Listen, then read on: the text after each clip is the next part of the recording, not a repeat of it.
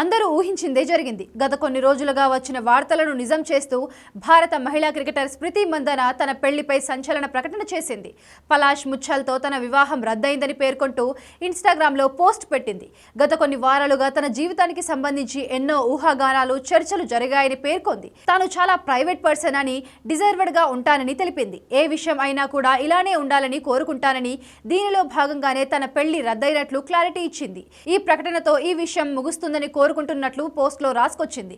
తాను ఈ విషయాన్ని ఇంతటితో వదిలేస్తున్నానని, అందరూ కూడా దీనిని వదిలేయాలని కోరింది. రెండు కుటుంబాల ప్రైవసీని గౌరవించాలని విజ్ఞప్తి చేసింది.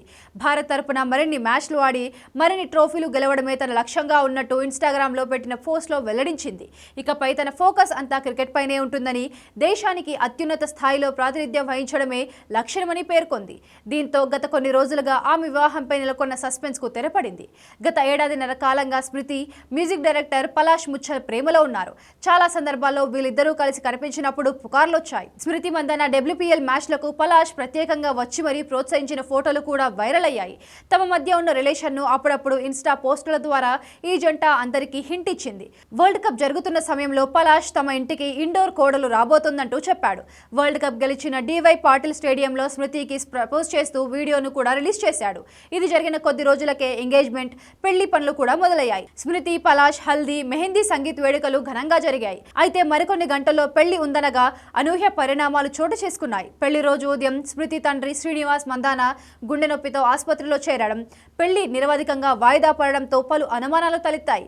రకరకాల వార్తలు షికారు చేశాయి. అప్పుడు పలాష్ ముచ్చల్ కూడా ఆసుపత్రిలో చేరాడు. ఇదే సమయంలో పలాష్ తనతో అనుచితంగా చిట్చాట్ చేశాడంటూ ఓ అమ్మాయి స్క్రీన్ షాట్లు షేర్ చేయడం అనుమానాలకు బలపడ్డాయి. ఈ కారణంగానే పెళ్లి రోజు రెండు కుటుంబాల మధ్య వాగ్వాదం జరిగి గొడవకు దారి తీసిందని తెలిసింది. అధికారికంగా ప్రకటించకున్నా కుమార్తె పెళ్లి ఆగిపోవడంతోనే స్మృతి తండ్రి ఆసుపత్రిలో చేరినట్లు తెలుస్తోంది.